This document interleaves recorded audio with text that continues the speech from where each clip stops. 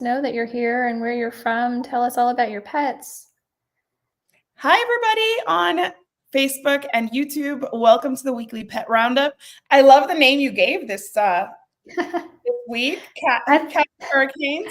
I thought it was pretty lazy, actually. I loved it because it's very accurate. It's like my life the past week has been all about cats and hurricanes. Not in that order, but yes, cats and hurricanes. Yeah. Well, because that's kind of what we're just gonna catch up and answer people's questions and like talk about what you've been up to the past 3 weeks. Because you went to Florida, your husband, you took your kids to Florida with your husband for his retirement party. Y'all are officially, well, you're not, but you're kind of. He's retired. He is retired from the U.S. military.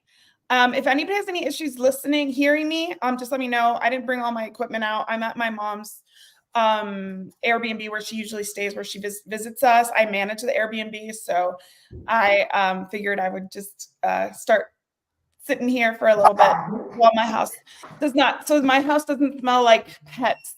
There's so much that happened in the past 3 weeks. I know you have to catch us all up. I know I do. And if you have any trouble listening or hearing me, just let me know. But we were supposed to leave for my husband's retirement.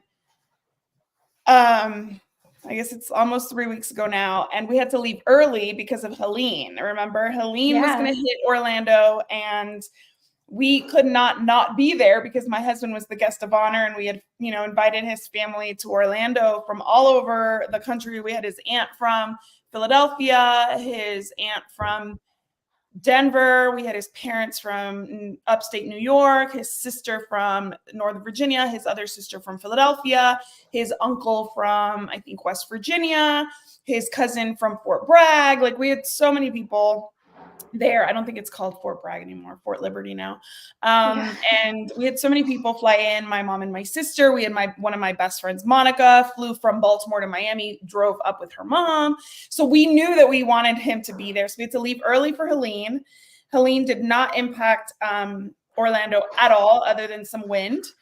We still had a great time. And then our family joined us. Oh no. I know. Oh my goodness. Okay. Let me see if I can get us back on Instagram. Did you lose yours, or did I just lose you? Oh, hang on. Okay, well, again, we're still live on Facebook and YouTube. We lost Instagram, so please give us one sec. Bear with us, technology. If you want me to go live, just let me know. Let me just, I don't want to lose that video, so let me share it, and then we'll start. I'll start a new one. Oh my goodness. Okay. Let's see if we can do this. Sorry, guys. It kept kicking me and Jonathan off yesterday too. I don't know if it's like an Instagram. I don't know if this is an Instagram issue or what is going on. So let me try to get you back in here. Invite. Okay. Okay, I see you. Yay. Go live with you. Yes. Yes. I'm back. Yay. Okay. Thank you guys for bearing with us. Sorry about that. So I think one last thing I said is that we finally got there. We were not impacted at all by Helene. We had the celebration. We did my kids met their cousins for the first time. Like a lot of them. Well, they had met, I mean, they don't remember. Like Mila and her two cousins who are twins are pandemic babies, so they'd never met. So they're like little triplets. They're adorable. They were born a month apart in 2020. And like my sisters-in-law had never met Mila. And when they met Noah, he was like not even 2 yet. So it was really nice to get the family together. And then we did, Disney and Universal. We have an aunt, my husband's aunt, Mila's godmother, works at Universal. So she hooked it up. She gave us like a full tour, took us to all the things, but, she got us our tickets and everything. So shout out to Aunt Teresa for that. We had a great time. Then we went to the beach. My favorite resort It's kind of like a small little place in Delray Beach. I guess it's Highland Beach. And it's called Delray Sands. So we did like 3 nights there just on the beach. We had beautiful weather. We ate really good food. Downtown Delray is gorgeous, super adorable, very lively. And yeah, Instagram is like, it's just frozen apparently. oh no. Oh, well. We can Do you want me to try? know. Yeah, we'll try from you. That's good. Let's try. I'll end this one. Yeah. Sorry, guys, on YouTube and Facebook. This sucks, but let me see. Post live. Here we go.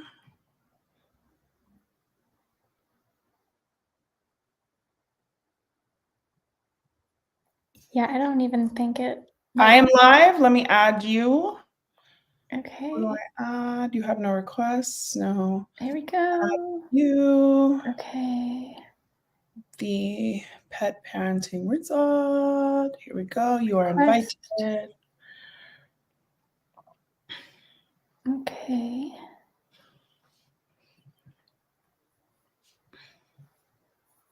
Cross everything. Cross all the fingers and toes, and I'm not used to being above. So yeah. So long story short, very long story, and lots of interruptions later. We went to the beach. We had my little nephew was baptized. I'm his godmother, so that was really special. We did it at the same church where I did my first communion and my confirmation. My sister did her first communion and confirmation there too. I got married there. Noah was baptized there, and then my little nephew is also baptized there, and he's my godson. So that was amazing because it's like, we kept it in the family. The only child that has not been baptized there was Mila because it was in the middle of a pandemic and we couldn't make it down there. But it was the same deacon that baptized Noah, and the deacon is the dad of the guy I took to my first Christmas formal when I was a kid. So yeah, it was kind of crazy. Just like I grew up with Robert, who I went to school with him since I was 5, and I didn't know that his dad was the deacon that baptized my kid until we started talking. So it's cool. Then we were done with Miami. We were supposed to finish up Disney because my husband, that's what he wanted. He wanted like a Disney. Every time we've been to Disney, he's been gone. He's been traveling. He's been deployed. He's been all work related, right? So now that for his retirement, he wanted to do up Disney and do it really well to make up for all the times he didn't get to go. And he's a Disney guy. I'm a Disney. I grew up going to Disney because I grew up in Miami. So it was really, really special for him. And while we were at Disney, Milton hit. Yes. And we were trying to get out early, but they, the flights, they were trying to get people out who were on flights that were actually scheduled for the dates of the hurricane, right? Like the actual day of the hurricane and the day before. So they didn't let us leave. We were lucky to get out when we were supposed to get out. I got to Cleveland in time for the CFA International Cat Show and Expo, which was fantastic. I was invited to do a social media takeover of the event. So I'm a journalist and I love to cover events. That's why I go to Super Zoo. That's why I, go to a lot of events just to cover them. I go to NAPS conference, the National Association of Professional Pet Sitters Conference. I went as the keynote speaker for the Texas Pet Sitters Conference. I go as an MC, but I also cover it on social media. So I document it for them. So this was kind of what I do. And it was wonderful to be invited to do that on such a big scale because it's a 15,000 person event. It is really cool. So we talked about the hurricane part and now it's cats. The event is a simultaneous cat show, the biggest cat show that CFA puts on. CFA is the Cat Fanciers Association. So these are pedigree cats that are competing in rings with renowned judges. They're competing in their own breed category. They're competing in long hair, short hair, exotic, pet. Now they have a pet, just a pet cat category, which is like for rescues and stuff. So it's really great. That was happening simultaneous to the expo. At the expo, we had like vendors, we had entertainment, we had influencers, we had comedy shows, we had a wedding, cat wedding. Oh, a cat wedding. Oh my gosh. We had karaoke, which is basically singing to your favorite song, but meowing the words instead of singing the words. It was just like crazy. Like it was okay. So the first day it started kind of slow, and I was still like checking my tech because technology, like we've seen today, does not make it easy. So we started kind of slow on Saturday, but it was like lively. But Sunday killed. Like it was so good, and it was like people were just so excited. I stayed for the whole show, like from the start to the end. On Sunday was the Best in Show, so I got to see the Best in Show, which I'd never done before in person. Like I've seen the movie Best in Show, which is about dog shows, and it's fun at it. I loved it. I thought it was great. I thought the way the judges handled the cats while they were judging them was beautiful. You could see how like one of the judges, Marilee, I think was her name, she was just like loving on the cat while like judging it. They were all decked out because the judges, there's like a little drama to the whole thing. It was really, really cool. I had it on live stream because people really wanted that. Like the CFA followers really wanted to see the Best in Show. They were less interested in the cat wedding and like the karaoke. They really wanted to see the cat. So I had to like balance what I covered. I was not given any instructions. I was just like kind of given Facebook access and told go. And it was by Waruva. So thank you. Shout out to Waruva for sponsoring that, the live streaming over the weekend, and obviously paying me for doing it. And thank you to CFA for like giving me, like trusting me to just like, represent them all weekend on their own platform. But it was so, so cool. The cat wedding, Trans Girl, I think you were the one asking, Trans Girl 12. She asked about the cat wedding. Yes, a cat wedding was happening. It was two hairless. There were Farrah Posset and Nudacris, not Ludacris, but Nudacris with an N, hairless. And they got married, all decked out. We had Bridgerton music playing. They were all dressed in like, she was in pearls and silk. He was in velvet. Like it was super fancy. Nathan the cat lady was the what's it called? Officiate? Yes, officiating the event.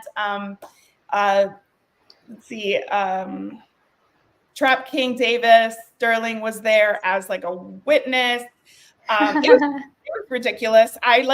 That was the best attended event of the show, which was really funny. Because like obviously I'd been covering the show the whole weekend. We had Drennan Davis there, who's a comedian, and he has like business cats, and they like I don't know if you know Drennan Davis, but he wears like these short little ties, like cut short, and his cats wear them too. And we had I Am Show, the cat rapper was there. The Jellicle cats were there. So like with these beautiful women, like completely decked out and like cats from like the Broadway show cats kind of thing. We had Nathan the cat lady. We had the Mad Catter. We had Cowboy Cat Wrangler there. Lambo Leisha was there, who like killed at karaoke. She did Beyonce, and she did like in meowing. So yes, Kara, it was a dream. I cannot tell you enough like how much fun that was. And I got to cover all of it, so I get to be like front row, like videoing the crowds, getting people hyped up, like what I do, just because that's just who I am. So it was really nice. It was basically like just like what we do for Super Zoo, but this time I was not doing it on my own page. I was doing it on somebody else's. It was really fun. And what I loved most about it was that, Cat Fanciers Association is known for like cat pedigree. And for me, that's really important just because these breeds have histories and somebody needs to preserve them. And Cat Fanciers Association, recognizes a certain number of breeds. They're very responsible about what the expectation is. They only allow cats in that arena to be shown that are approved by them, that are like recognized by them. So it's not like this like crazy inbreeding stuff that often happens in the dog world. It's a lot, there's a much smaller market for purebred cats. So I feel like it's still like really, thankfully, under control, as opposed to in most cases with like dog breeding, there's no regulation, but there's also like such demand that it makes for a really dangerous situation. Like these cats that are being bred for these shows are like $5,000 cats. Like very few people are spending that money on a cat.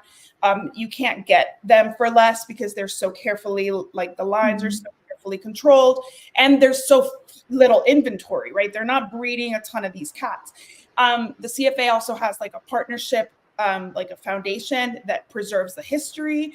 These breeds go back to like 1800, and they have a museum in Ohio near Cleveland where they like keep all the records of these breeds and like people who were involved in breeding them. And it was funny because I was listening. They had like, I want to say like maybe 10 rings, maybe even 12 or 14.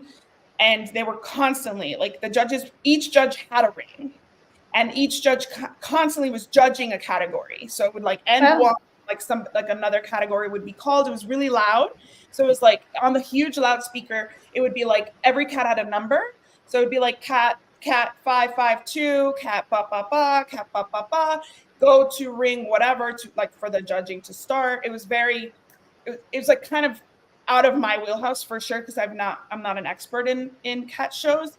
But it was really cool, very well organized. People were really into it. You could see that people knew like what time certain breeds were going to be judged, and they were there early waiting.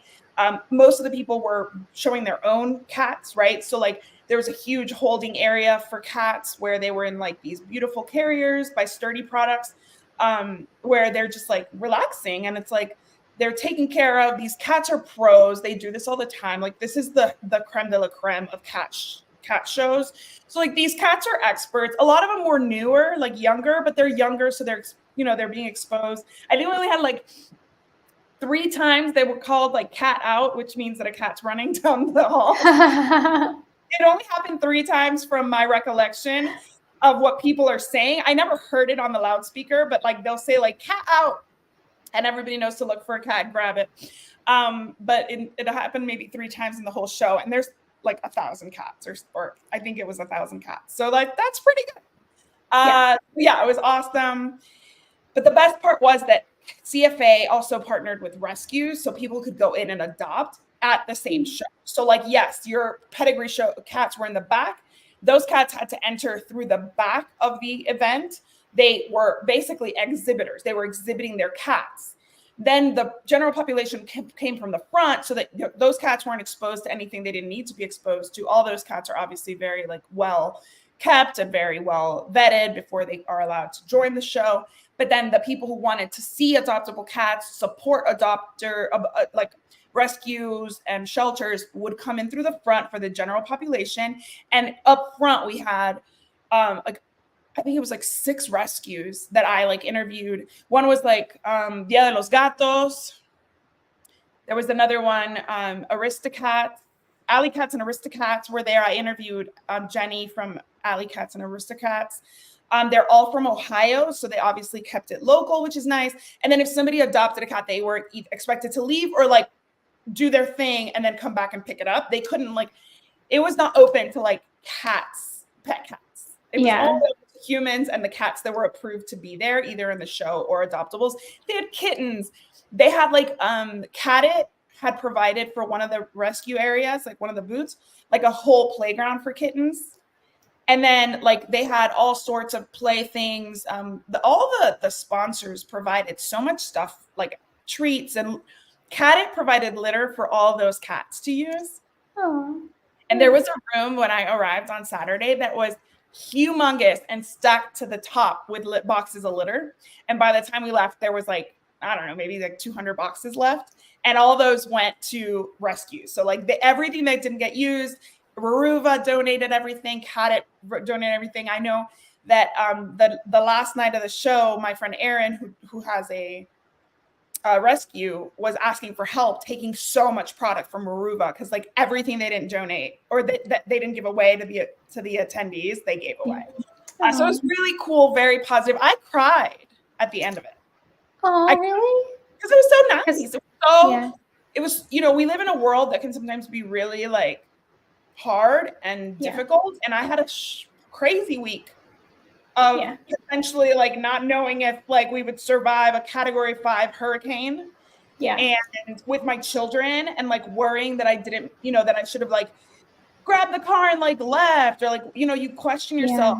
And I made the best decision. And I think I was like in survival mode for like that whole week. So getting there and seeing like how people connect, like strangers laughing and singing together and cats and meows, and like the actual people who made the Best in Show, they all know each other. So I'm like sitting in between all the owners of the, these cats, and like these are the top cats in the world. But they're so not, all these people are nice, and they're like cheering each other on. I'm just like watching, and like they're crying when they win. And I just got really emotional because it's like, it seems really silly. It seems really silly that we like put so much effort into like breeding cats or into like a cat karaoke contest. Like, sure, could we have gotten all the money that was spent on this and just donate it? Sure. But like what we did was educate people. There were educational talks all over the place.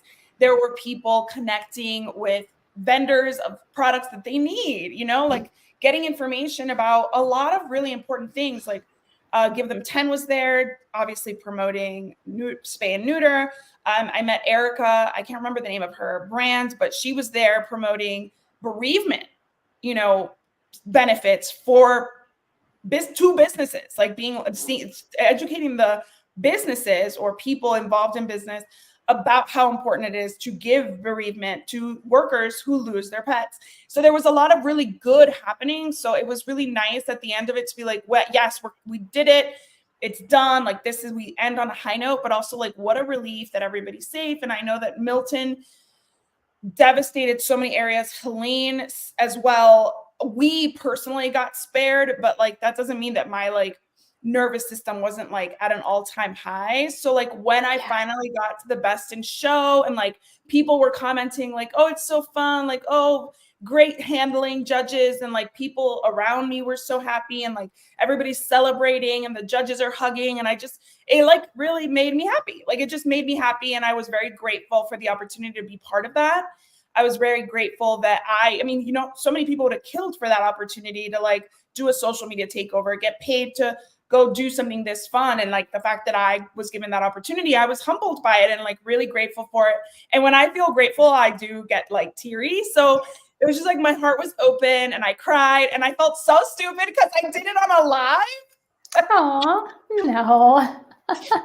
I'm so weird, but it was really that great. So if you don't follow CFA, Cat Fanciers Association, I want to encourage you to do so.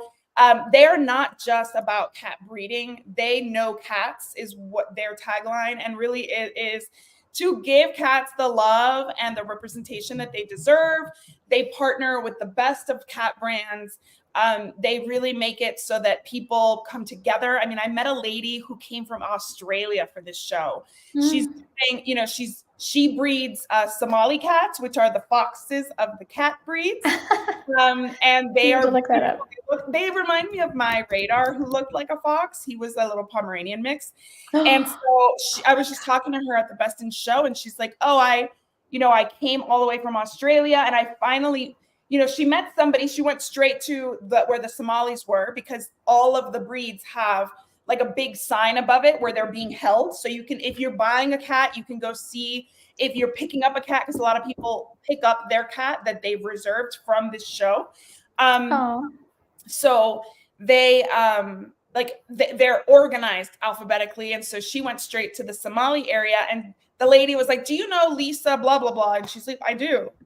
And like, this woman is from like Ohio, this other woman's from Australia, and they know the same person with no plans to ever meet. So it's really cool how it brings people together. I mean, it's weird and it's fun. And like when I realized we've all lost our minds is when the area where the cat wedding was happening was so packed that like there were hundreds of people standing. And I was like, we have lost our minds. But like, thank goodness we have fun things like this to do when the world around us seems so out of control and so hateful and so heavy. Like, for us to have like this is amazing. They had a band called Cuckoo from Minnesota. And like, I don't know, I didn't know who they were. Admittedly, I had no idea who they were. They had so many children show up for that band. Like, you know, the band had put it out to their followers that they would be there. And the band sang about pizza, about poop, and about cats. Like, that's why they have such a young following, and all the kids knew the songs and they were singing, and all of this is live. Like, I took live, I streamed it all live on the CFA Cats Facebook page. So if you go to CFA Cats on Facebook, you'll see my mug and you'll see all the things that I covered. The wedding is there, Best in Show is there, the Cuckoo concert is there. And it, like, I was gonna just do a little bit of the concert, but then there was no like natural pause because those guys just it was a dance party. They were dancing and singing, and the kids were singing back, and the moms and dads were getting into it. And I was absolutely mind blown. I mean, I took a picture with them because I want to show my kids that I know Cuckoo, and maybe one day they're gonna know Cuckoo too. So it was really, really crazy and cool all at the same time. And again, like Kara, I agree. Like, that's my type of event. Like, an event that brings it's why like Comic-Con exists, right? Like, it's all like why BravoCon exists. It's because we all have these hobbies and these like things that make us happy and bring us joy, and it's nice to share those things with others. And I will say, like, Rita and Linda from the Cat Behavior Alliance were at the Cats 101 stage, so that was all like where like a lot of the educational stuff was happening. There were a lot of cat influencers, like Peak and Summit, the Maine Coon Peak, beautiful, stunning cat. There was a sunglass cat who was born without eyelids, so she wears sunglasses. There was, who else was there? Farrah Fawcett and Nudicris, and then Farrah Fawcett has a sister whose name is hair inspired, and I can't remember what it is. There, Poseidon, the adventure cat, was there, and that guy was like sitting on the bar the first night. Like, you would think he like belonged there and he like owned the place. Like, what was it? Moochie doesn't give a meow. Moochie was adorable eating nachos at the bar. I mean, it was just, you know, it's something that like I don't know that you can really understand unless you experience it. Like, you and I've been to Super Zoo, so you and I know, but like people who've never gone to something of this magnitude would never know that this existed. And like, apparently Lambo went viral with her karaoke. And when I got into a Lyft on Sunday morning, the lady was like, "Oh, you guys are all wearing cat stuff. I just saw a video of this woman like singing Beyonce as a cat." And I was like, "That's here. That's where we're going." And she saw it on TikTok. And people have no idea. And it's right in their backyard, and they still don't even know how fun these things are. And like, I think the entrances are really negligible. There's a huge like food area. It was raining on Sunday in Cleveland, so it was the perfect place to go because there was nothing else to do. It was rainy, cloudy, gray. Tons of food, and they even had a bar. Not that I partook because I was working so much. I worked nonstop. I did about 20,000 steps each day. Like, it was crazy, but I mean, like, so joyous and so fun. And Desiree, who is the one who hired me, and she and I were put in touch by Sally from Mission Meow. They were both so wonderful to see because I met Sally with you at Super Zoo last year, and Sally and I hit it off immediately. And then she referred me to Desiree, and Desiree and I have hit it off so well too. So it's like I have these new great friends from this event too. And then Aaron of Wildcat is like the sweetest. And I met like people who I've seen online, and never meet them, like Cowboy Cat Wrangler. We've talked to him on these lives, and I finally got to give him a big hug. And the Mad Catter is like such a sweetheart. And you see like the real, I already know Sterling and Nathan, and they're always awesome. But it was nice to see like other people that you don't know, that you just know their like internet persona, and like everybody's just so down to earth and so nice. Like it's a small world in the cat world, right? It's small. And it's really nice. Like, it's very united. I feel like in the dog world it is as well. Because there are more dogs, maybe like there are many more of us maybe, but I feel like the cat world is getting its due because now we have, CatCon, we have CFA Cat Show and Expo. CFA puts on cat shows regionally all the time. Space Cats is coming to Central Florida next year. They just changed the dates. It was supposed to be this year, but now it's going to be like toward the later part of January. So like there are more conferences like this coming. So if you are somewhere and you love cats, those are 3 I can recommend. It's CFA Cats. Just follow them and see what's coming regionally. Like even a small cat show is fun to do, like on an afternoon that you don't have anything else to do. And just to like learn about breeds, especially just because it's so cool to see like the culture and like the way that they judge and what they're looking for. And the judges speak out loud to tell you like the musculature, the length of the body for this breed. You learn a lot. I did. And then, there's this expo, which includes like the shopping part of it. Cause there's like Super Zoo's for retailers. This is for consumers. So consumers come in and they play games. Waruva had a whole they had like a little obstacle course where you can win stuff. Obviously Cat It sponsored the stage where a lot of the entertainment was. Farrah Pet sponsored the Cats 101 stage. So there was a lot of activities for consumers in addition to shopping, t-shirts, bags, cat jewelry. I bought a vase from Erin from Wildcat. I bought a vase for Whiskers.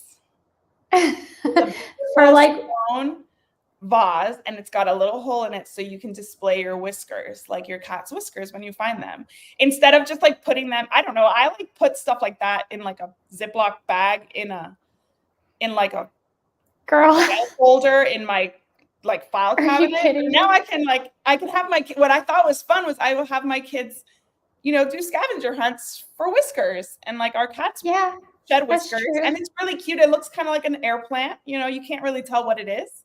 And the vase itself is beautiful. So it's made of real stone. And I was like, this is so weird, but I'm going to get it. I think when I was younger, I would keep whiskers for a little while, but I have had so many cats. There have been so many whiskers. They just get vacuumed up with everything. I know. Well, mine get vacuumed up because I haven't really been looking for them. But now that I have a vase, I'm going to be like, everybody, whomever finds a whisker gets $1. And honestly, anything that gets my kids looking at the home and taking personal responsibility for it is good, because kids live in at least my kids live in a world where like the house is not theirs unless they need something, unless they're like moving stuff around to suit themselves. So like anything that encourages them to kind of like look deeper at our house to pick something up off the ground is a good thing. So I figured it was fun. It would be a fun activity for us. Plus, it's cute. Yeah. I do want to say a loyal Storm Border Collie says her name is Michaela, and she says she loves you and wanted to be said hi to. So hello, Michaela. Hi, Michaela. I don't know if you're still here, but and if you guys have questions, please post them. I'm hearing myself. I don't know if you. I turned it down. That's okay. I just could hear it myself. Could somebody else hear it too? I don't know. Yeah, I have to say, like, I was so worried about you when you were in both going to Florida and then like trying to leave Florida. I was just like, oh my gosh. I was worried about me too. I was like, okay, so I've decided that I will. So my mom is moving from Florida. Yes. She is retiring soon, and like the things are in motion to get her out of Florida. So the reality is, unless I'm going to my mom's house, I'm not really planning to go to Florida as often as I usually go, because I only go because my mom's there. My sister now is living with my mom because she's had a baby. She usually lives in Spain, but she's doing her maternity leave over here. So like, I have reason to go there, but like eventually I won't have any reason to go there. And I definitely will never, ever, ever, ever go again during hurricane season. Like I just am not going. I know that there is an event, there's Global in March in Florida, and obviously March is not hurricane season, so sign me up. Yeah. But like anything that is between June, what is it? It's June 1st and November 30th is hurricane season, never again. Just because I've lived through hurricanes. I grew up in Miami, and they're getting bigger, they're getting scarier, and they're getting more frequent.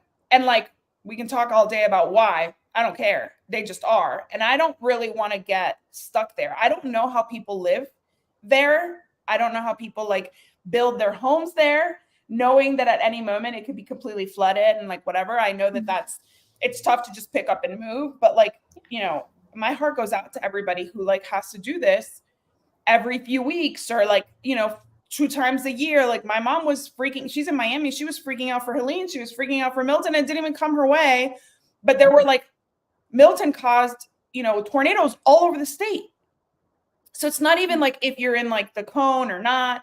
I followed like a million meteorologists while I was there. And then like I'm in Cleveland, unfollow, because I don't need them anymore. But like so grateful to like Mike, the weather guy. I think his name is Mike's weather page or something. And Philip, I don't know what his name is. But anyway, those two like had me like looking at Instagram and Facebook. They were going live, giving us details. They were doing, you know, the Lord's work. Yeah, like I really just agreed. Trans girl, I agree. Like you worry about the animals in the street. So that night that we got the hurricane, because Milton came through Orlando, thankfully, it did not do what it was expected to do, which was go like really literally right over Orlando. It did not. It was very mild in Orlando. There were parts of Orlando that did have, you know, go without power, that had down trees, that had damage, but it did not do what it did to other parts of Florida. And when it was supposed to come right over us, and it was like, it's a category 5, like I was like, oh my, like what is it going to look like? We're on a 3rd floor of a hotel, and the hotel is one of those that's like open to the street. It's not like closed with a lobby. There's a lobby, but you have to walk to it. Okay. And it's way too long to walk to it during a hurricane. So we were going to be stuck in our rooms. Yeah. Granted, we were on Disney property. Disney has their own power generators. They have it's what they do is amazing. Truly mind blown. They had the pool open by 2:00. The pool was like covered in debris just from the wind, right? And like, it's very green there. So like all the leaves and stuff, the pool was open. They had 6 lifeguards at every pool. Like, I mean, everybody was hustling, working hard. I mean, shout out to the cast members, because really they're the ones who make it possible. But yeah, it was phenomenal to see. But like, I was worried that we were going to be stuck in a room. Maybe the roof would fly off if it's bad enough. And here I am, like, huddled in the bathroom with my children and my husband because we didn't leave. And people were like texting me being like, leave. I'm like, you don't think we tried? Like, we tried to get out. We went back to Orlando early, hoping we could get out Monday or Tuesday, but they were just letting people out who had flights on Wednesday and Thursday. Our flight was Friday. So they weren't worried about us yet. Hi, Cowboy Cat Wrangler. I was just talking about you. I was just talking about how I met you this weekend and how wonderful you are and how warm all the guys are. And actually, going back to the show, there was a Cat Daddy panel that was great. So all the Cat Daddies were there. Mad Catter was there. The Cowboy Cat Wrangler was there. Sterling, Nathan, Aaron of Aaron's Animals was there. Who am I missing? I think I Am Show was there too. Anyway, they were just talking about how they got into this, and like they were talking about being influencers, but really like wanting to make a difference, and like being criticized because they get like brand deals, but really what they do with that money is support their cause, their rescues. Cowboy Cat Wrangler has, I think, 110 cats. He takes care of the largest number of colonies. He's in Philadelphia. He does so much. So when he goes to these things, not only is he like leaving the colonies and his cats in the care of somebody else, he has 114 cats. He's also like, he has to provide for those cats. He needs to have help. So of course they're expecting to be paid a fee to go to these things, to leave, to travel. And people always have something negative to say for people because they're selling out. It's like, no, they're first of all, this is their livelihood. And second, they're using their platform for such an important thing. And it was really cool to see the I think it was like 9 of them, the cat daddies. And then we also had a panel where like the cat influencer parents were there. So like they were sharing their story of how they got involved in cat influencing. And like, I think, what's his name? Is it Morphe? Oh my gosh, is it Morphe doesn't give a meow? I can't remember his name because he's so funny. He's a like boy, he's so cute. And he went viral, like just from a cute video. The mom didn't intend to make him famous, and like now he's a famous cat. And she actually uses her platform to kind of like remind people that like to not give too many meows about things, to kind of relax and prioritize mental health. And so it's really cool to see all of you guys there. I loved seeing it. Cowboy Cat Wrangler, his fashions on top level fashions. He's got jeans with like patches on them. He's got custom shirts, like a flannel with a custom Cowboy Cat Wrangler on it. Like, I mean, always looking so sharp with his hat. I mean, attention to detail, like so many details. It's awesome. And Sally's the same way with Mission Meow. She's like obviously always decked to the nines with her Mission Meow embroidered like jackets and stuff. It's really cool to see. I was trying to look at the like schedule to see if I could find who you were talking about. I found it, but I don't see it. It was Aaron's Animal. I know. Well, if you go to the CFA like website, they have all the entertainers there. Oh, the CFA website. Yeah, they have all of them there. Hold on. And this next year, it's going to be in Cleveland again. And it is going to be the 11th and 12th of October in the same place. And let me tell you. Please ask questions. Yeah, ask us questions. Absolutely. So they've already, if you are a rescue, if in Ohio, or nearby that you would be able to drive, contact them, see if you can get, they're already taking information for vendors for next year.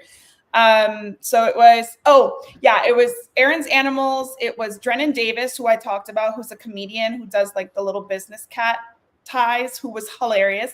He has a song about like not having kids and just getting cats. And he says like your kids are ugly and cats are cute. It's really funny. I Am Show has a song about how do not declaw your cats. Like it's like cats need their claws, so you better not declaw. It's such a jam. I loved it. Okay. And then like I said, Lambo was there, but she wasn't cat daddied out. She was just, so it was Aaron, Drennan, I Am Show, Nathan, Sterling, and the Cowboy Cat Wrangler, and the Mad Catter was there on the stage. And then apart from that, we also had the Pet Advocacy Network was speaking. So they were talking about, just pet advocacy, all the work that they do. They do a lot of stuff. So it was a really great platform for anybody who wanted to get involved in pet advocacy. It's not, people are like, oh, it's a cat show, but there's so much more that was happening. Closer to the cat show area, there was another stage for education about genetic testing for cats, teaching people about specific breeds, their like types and their standards. And then we had Dr. G, who gave me a tour of the Rascal unit. She is in Ohio. She's based in Ohio, and she has a low-cost spay, neuter, dentals, vaccination truck, and it's called the Rascal unit. And I got a tour of the truck on Sunday morning. And then Tabitha Kucera was there. She's a behavior expert, so she was there both days, like on the stage. Arden Moore was there, who's a friend of mine. She is all about pet safety. She has Pet First Aid for You. She teaches pet first aid around the world. She does it virtually, pet first aid and CPR. She does it both to individuals who want to learn that, and she does it to like business owners who want to teach their teams. So she teaches instructors and individuals. Steve Dale was there. He's a writer. I'm sure you've heard of him. He does a lot of veterinary stuff. He talked about kind of like new things for FIP. He like, that it used to be like a death sentence. Now there is an antibody that they can use to help cats with the condition. So there's a lot of information. It wasn't just like, oh, cats got married. Oh my goodness. I mean, but that stuff is cute and helps to draw the crowd, right? Like you can't educate to people that aren't there. Right? Yes, yeah. Exactly right. So I know that Trans Girl 12 has had a question she really wants to ask us today. So I am done talking about myself. Please. Thank you again to Weruva and to the CFA for trusting me with this project. I loved it. I still have to go in because I was working so fast that I couldn't do captions. So I'm still on their platform, on their Facebook, and I'm just going to like update some captions, add some hashtags. And then I have a few videos that I took so much content, and obviously I want to share it with them. So yes, Trans Girl 12 says, my vet doesn't want me to talk to me anymore because I asked him so many questions about the dental for my cat, and he said I'm not the best fit. Yeah, that does happen. Unfortunately, it does happen. If you don't mind answering these questions, I feel like it'll help us a little bit. Hi, Mad Catter. I was just talking about you. The Mad Catter is the sweetest. Like, he just has such a great energy. I kept telling him, like, man, you make me so happy. You're so sweet. But he, so your cat, your vet doesn't want to talk to you because you asked too many questions. Is it a corporate vet? Is it a corporate vet clinic? Is it individually owned? I find personally that when I go to my individually owned veterinary clinics, they have more time for me. They allot more time for me.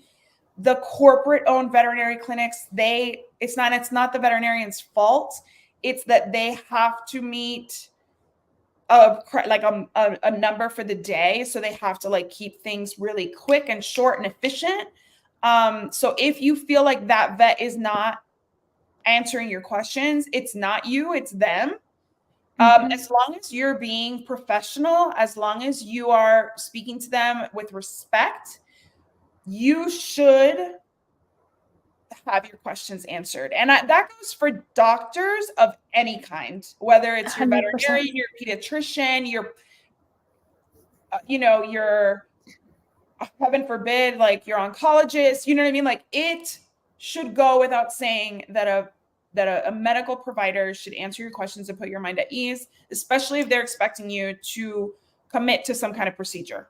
Yes. And I mean, I would go so far as to say any professional, right? Like, if you are hiring anybody for a service and you have questions about it, granted, yes, okay, can we get to a point in some instances where it's like, okay, you're a bit much? Like, that may be the case. Like, as a professional, you as well, you might get to a point where you're like, okay, I really don't think this is going to be a good fit. But if you're just asking questions to put your mind at ease about a medical procedure, in my mind, there is no reason that a doctor or even his staff couldn't take the time to say, this is everything. This is how we're going to take care of your pet when you are not there to be there, because you're not going to be there in the surgery room, right? So yeah, absolutely. Like, I would say, as unfortunate as that is and as bad as it probably makes you feel, look at it as a blessing that if they're not willing to even talk to you and answer your questions about the procedure, you probably don't want them working on your animal anyway. Like, how much attention are they going to be putting into that procedure if they're not even willing to answer? And that's probably, like, I hope that's not the case, but that's how in my mind, that's how I see it. Agreed. I mean, yeah, absolutely. Again, it's one of those things that sometimes my vet I'll ask a question and she'll say, I need to look into that. Yeah. Or I have somebody coming in for a surgery I have to prep for, but let's talk about it later. And she'll follow up with me.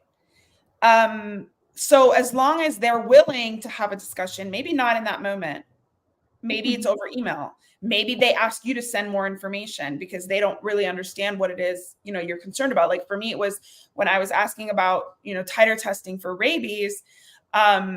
This was kind of like nobody was really doing that, especially in El Paso. Still, probably most people are not doing that. So she was like, I don't understand why you're scared to do the rabies vaccine.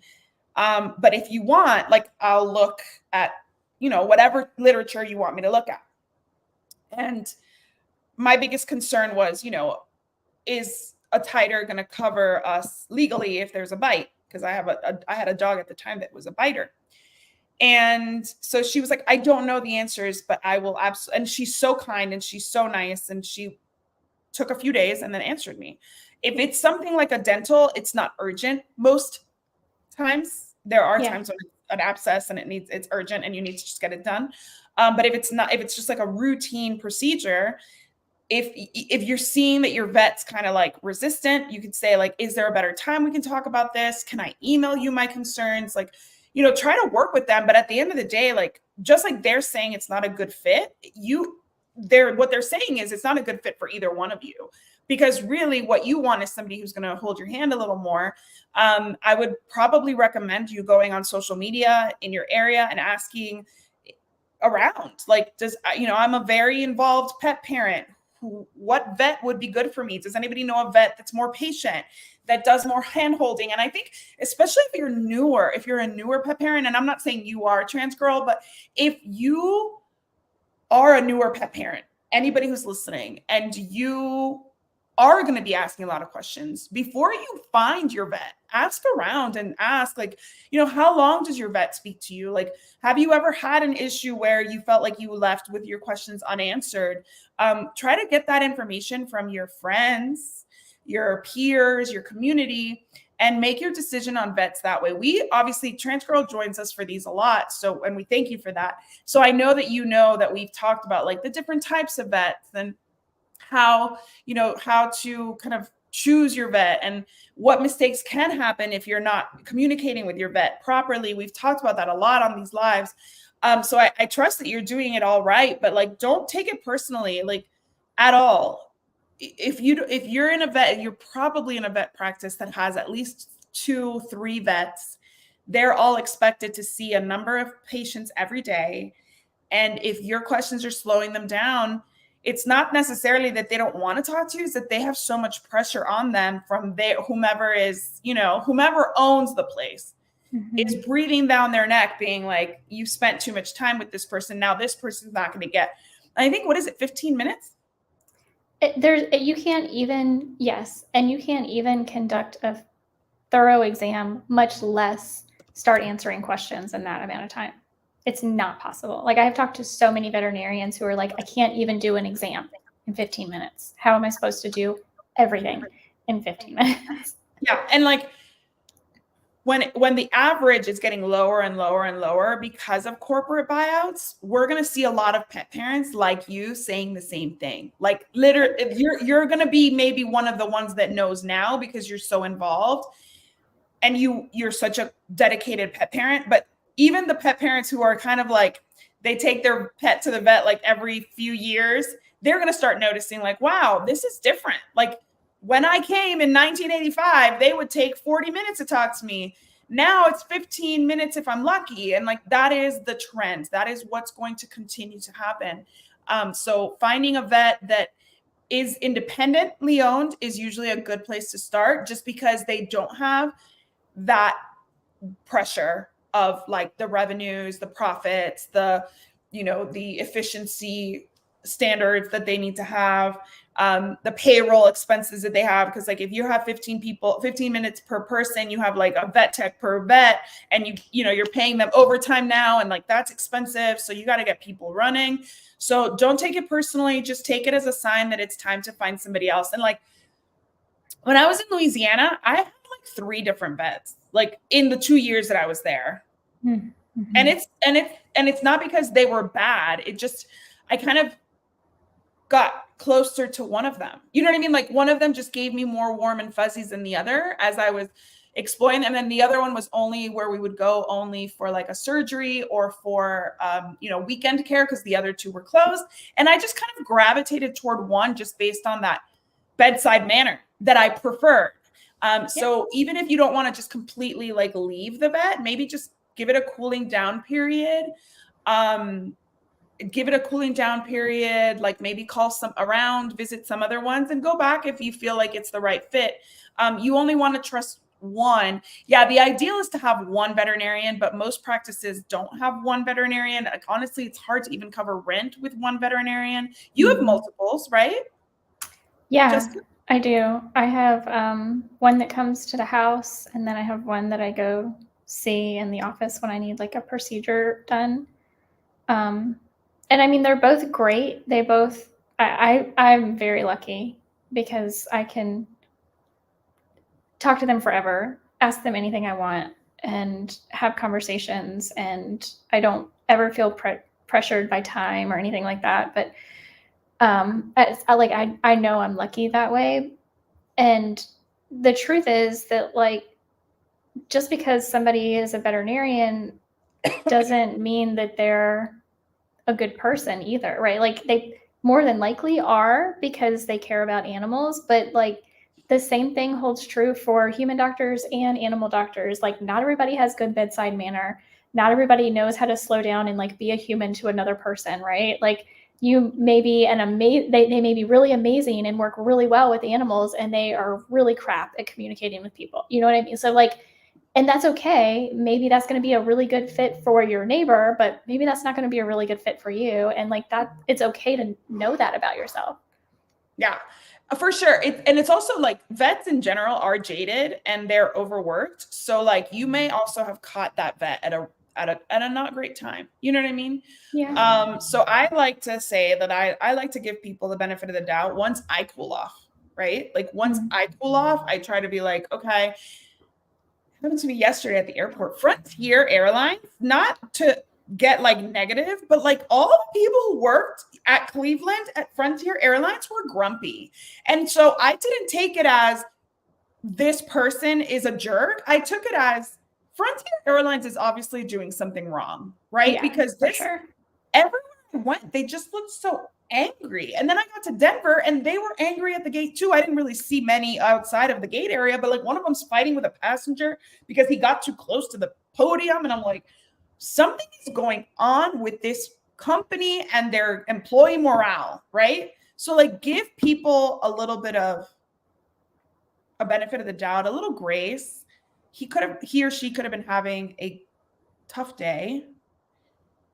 Maybe it just isn't a match personality wise. And maybe there's another vet in that office that would be better. And you can always like call back and ask, like, is there another vet that I can talk to? All I want is somebody to listen to me. And I don't think that's a lot to ask. And honestly, as long as you say it with a nice tone, it's amazing what you can get away with saying, right? Like you can just be like, I don't think I was asking too much. I really just wanted somebody to answer my questions about my cat. Where else am I going to do this? I don't want to go on TikTok to get advice. I'm told to come to you. So I come to you and I get nastiness, or I get like told that I'm asking too many questions, and it leaves me kind of wondering, where do I go now? Where do I go from here? And like, if you really go in with like kind of like a little humility, but also a little, being assertive and knowing what you want and what you need, I think you might find that there's another vet that meets your expectations better in that same practice, or it's a practice thing where like they all just like hate life, like the Frontier employees that I encountered yesterday, and that it's not something you can change at your level. You're going to be like just taking the brunt of it as the patient instead of just finding a practice that has a better morale like that. Yeah. And that happens a lot. I mean, now that you're probably going to go places and you're going to be like, wow, people here are angry. Because like once you start noticing that like a company morale like really like sucks everybody in when it's negative and when it's positive, like obviously I'm at Disney and like the vast majority of the cast members just like go above and beyond. But then there's like that one snappy one and you're like, ooh, the Disney magic has faded. So your veterinarian's magic has faded, but it doesn't mean that there's no veterinarian out there that's better for you. Yeah, for sure. I think a lot of veterinarians, probably the majority of them, are generally happy to answer your questions. It is probably it's either they don't have good bedside manner to begin with, or pressure from corporate overlords or whatever they have going on. Yeah, well, I mean, that's kind of what it feels like, right? Like, or also like that vet had a bad day, right? Like it can just be that vet has had a bad day. I think vets in general, like we forget that like they could have walked into the room right after like a pet parent was like, yeah, just euthanize them, I don't care. Yeah. It's like that happens, right? So then they go over to you and like they're not even listening. They're like they're broken inside. Maybe they needed to take a break between the two visits, you know. Maybe they're, you know, they had made a mistake, a minor mistake, but they're being hard on themselves. Like there's so much that happens.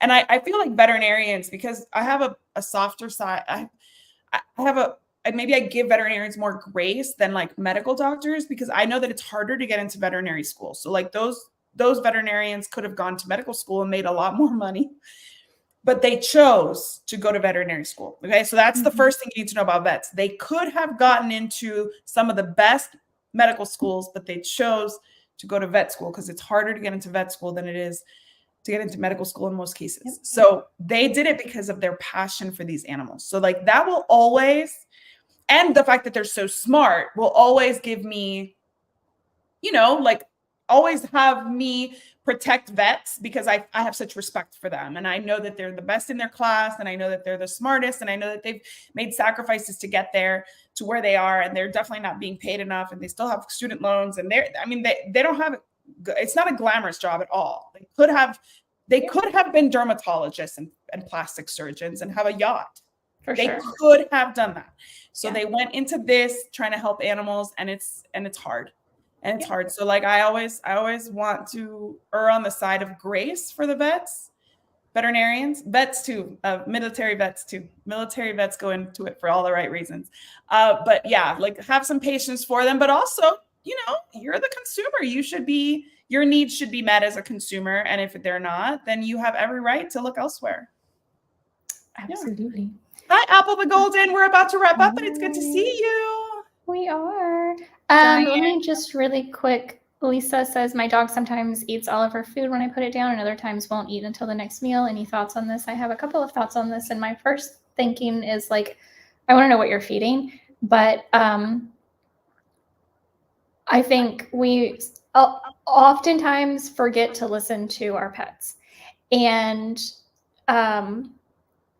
so could your dog be saying, I don't like this food, but then they get hungry enough to eat it? Absolutely. Could your dog also be saying, I'm full and I don't need to eat, and they're self-fasting? Absolutely. That could be happening as well. So, you know, there's a lot of things that could be going on. And I would first want to start with what they're eating, and then like looking at what else is going on when they're not eating. Because there could be a stressful environment, something else going on. Gussie's got fermented greens. Can I use those for cats? It has salt. Yeah, there's really nothing wrong with Gussie's gut for cats. It's just not labeled for cats. And you wouldn't want to use as much because they're tiny, tiny, tiny. Spot and Tango. Yeah.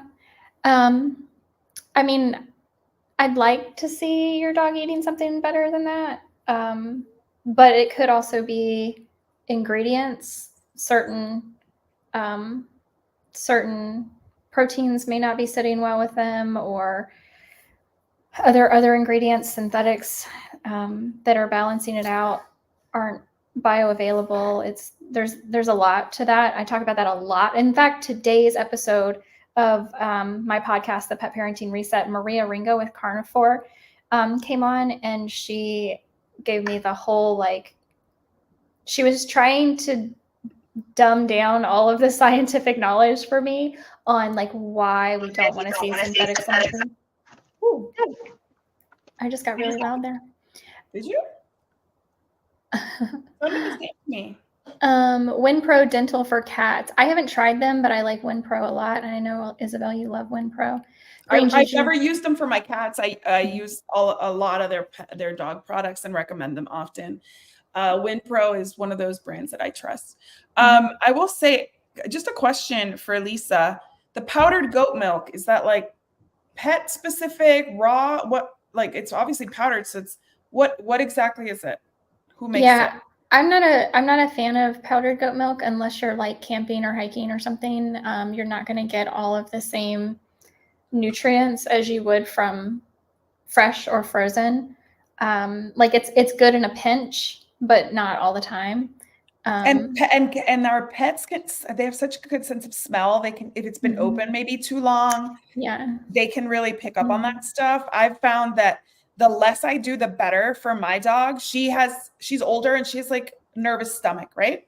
So when I try to put too much stuff in there, it's almost like it's too many smells and flavors. It kind of turns her off. So maybe, if you're not willing to change, just kind of stop doing so much and do like less and see if, as you add more things in, you can tell which one your dog is kind of reacting to. And honestly, one of the things that we learned this year more than anything with that whole Purina controversy is that the dogs would kind of step away from new bags of stuff. So if ever you're opening something new and your dog or cat is like kind of like doing one of these, it might be a sign that something has gone bad, that something is not quite right, that they're not, and like they'll eventually eat it because they're hungry if you leave it out, but it doesn't mean that they really wanted it. So a powdered goat milk can really go like rancid pretty quickly, I think. And like you said, it's great in a pinch. I mean, if I'm in like, a zombie apocalypse and all I have is powdered goat milk, I don't care if it's rancid, it's probably what I'm eating. But if it's not something that you need to, obviously the frozen raw goat's milk that you literally drink in front of me. You tried it too. I did. It was delicious. I mean, it was fine. It's chunky because goat's milk is so fatty that it gets chunky, and I don't know how you get past that. But again, like just like your like maybe your dog doesn't like a texture of something, because like for me it's a texture thing. But just make sure everything's fresh for our pets. Green juju greens. Yes, you can use them for cats. And then Lisa, you also said you're adding omega oil, and that is a huge red flag for me as well, because so many omega oils go rancid. So often they are rancid by the time you bring them into your home.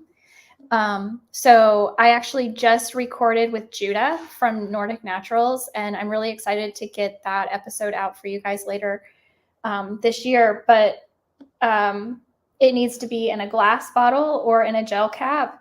If it's a glass bottle, it needs to be a tinted glass bottle, and the smallest bottle you can possibly get. It should never be in a plastic bottle. You should never have a pump on it, and it should be stored in the refrigerator. So there's a lot with omega oils. That's honestly, out of everything you said, that's my biggest red flag is your omega oils. And I think it was Cat from Cat and Austin and Cat. Cat from Austin and Cat told me that a third party, tested a bunch of super popular omega-3 supplements, and like it said like wild caught Alaskan salmon, and they tested the DNA, and what was in there was not anything close to salmon. So when it comes to that specific stuff, you need to spend the money from a brand that is truly well trusted. If you've never heard of them, you don't have any reviews, like Nordic Naturals is something that I use for my whole family. So like you need to know that it's a high quality product. If you're not sure, don't spend the money. Just don't. Yeah, because Nordic Naturals actually goes above, and this isn't an ad for them at all, but they go above and beyond. There is no industry standard, especially in the pet industry. They go above and beyond, and they publish COAs on their website for every lot. so that you can see not only it has the purity and the efficacy that they're saying is in that bottle, but also that it doesn't have those heavy metals. It doesn't have all those things that we are concerned with fish products. So yeah, and yes, Apple the Golden, when it's in a capsule, there is less concern about going rancid because that capsule is protecting it from oxygen, it's protecting it from sunlight, it's protecting it from all the things that would make it go rancid. And so if you're either giving that whole or like popping it open and squeezing it on, then that is absolutely a much better way to go about it, in my opinion. Yeah, Honest Kitchen is not my favorite either. What would you recommend over Spot and Tango? I have a lot of foods that I prefer. I like Green Juju. I like Goodness Gracious. I like Evermore. I like Solutions. I like Viva Raw. I like All Provide, Small Batch, OC Raw. I mean, there's a lot actually out there that I do like. Steve's, Real Food. All of those are wonderful. Can you make a little graphic so I can share it with everybody? Yeah. Yeah, I can. And then put the date on it. So, things change. So we can have an update. Yeah, you can have an update when you change your mind. But I would love to, diffuse that, distribute that to everybody, put it on my clients' blogs too, because I think a lot of people want to know, like, what food is safe and what food, if I can't afford it now, what food is my goal food, right? Like, what am I working for? So that, even if they find something from that brand that they can add to their regimen, they know that it's a brand that somebody like you trusts. So make it and send it. Yeah, I know. Well, and I even like Carnivore, who again Maria is on today's episode of the podcast. The reality for me with Carnivore is that if you just need the convenience of a dry food, then Carnivore is going to work for you. But if you're looking at your budget, you might as well just feed a fresh, something out of the freezer, because budget-wise, you're right there at the end, and you're going to have to add a lot of moisture to the Carnivore. So then you're adding on to the cost because you're having to add goat's milk or bone broth or whatever it is.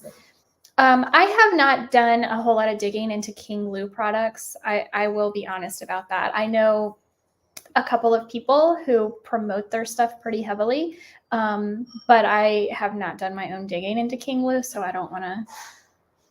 I think they do like treats and stuff like that.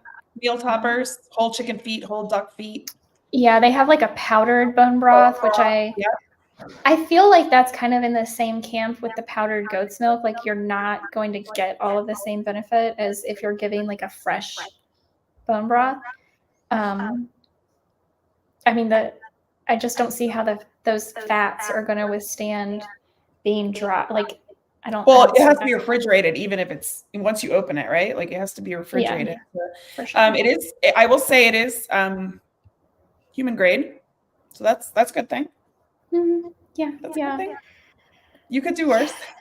Yeah, for sure. I think you could do worse. I just haven't done a whole lot of digging into their stuff. Yeah.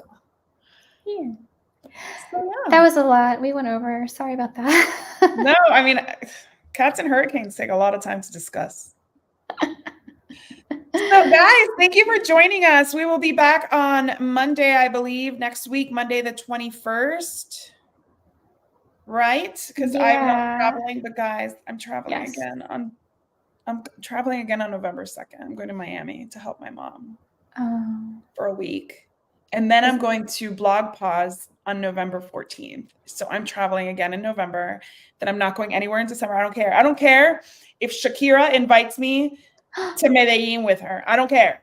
I don't care. She's from Medellin or Cartagena. I can't remember. But anyway, I don't even care if I get like the best invite in the world. I'm not going anywhere in December. And then January, I'm not going anywhere, but February, I have the Texas Pet Sitters Conference on a cruise, so no complaints there. But I am exhausted from all the traveling. My house is a disaster, and my pets are not doing well. Actually, next week, I would love to talk about with you about the pet sitter experience we had.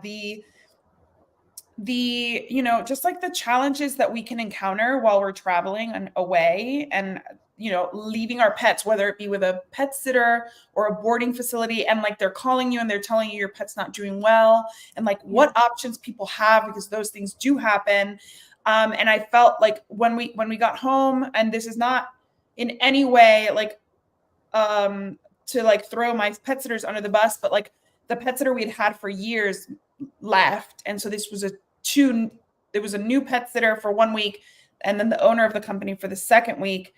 And because there was no rapport there, maybe like it didn't feel as familiar for my dog. And her stomach was upset. She's also getting older. So I would love to discuss that if you're cool with that next week. Yeah, absolutely. As people prepare to travel for the holidays, I think having some, maybe like a toolkit of like, these are the things that I've bought just in case my dog doesn't do well. These are the things, this is the person that I'm going to have as a backup to do XYZ if my pet's not doing well. Because again, like some of us, we have to travel at some point, and we need to make sure that our pets are okay back home, whether it be with a pet sitter, a boarder, or even a family friend. Yeah, for sure. Yeah, I would love to do that. I actually, you know, debrief it with you to get you kind of like your insights. I would love that. Yeah, that sounds like a good topic. I need to figure out a title for it, but good luck with all that huge long description I just gave you. All right, guys. Thank you so much for hanging out with us, for asking us questions, for commenting. Really appreciate it. What is going on? Oh, okay. I think it's time.